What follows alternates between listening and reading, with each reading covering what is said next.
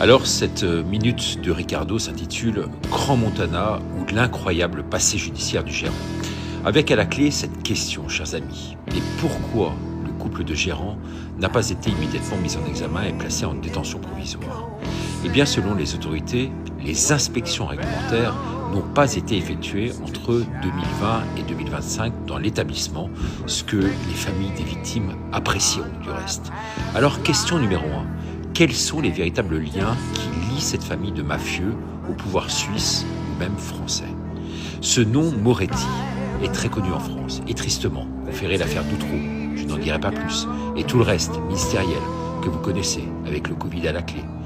Même si les liens sont difficiles aujourd'hui, c'est vrai à établir, tellement ils peuvent être maquillés, et la Macronie dans ce domaine en sait véritablement quelque chose.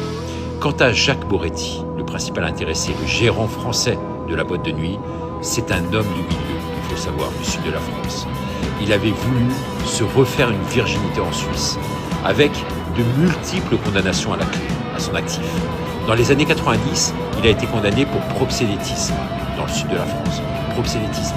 Et aujourd'hui, il s'occupe d'une boîte de nuit. Plus tard, il a été impliqué dans une affaire d'enlèvement et de séquestration.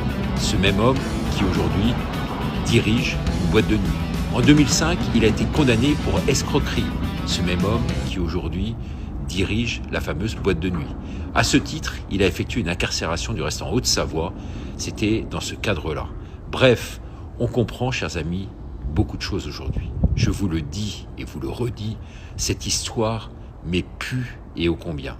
Elle va bien au-delà d'un simple feu de Bengale, même si j'étais incendié dans ma minute que j'ai pu faire sur les réseaux sociaux concernant l'aspect satanique des choses que je revendique haut et fort encore aujourd'hui.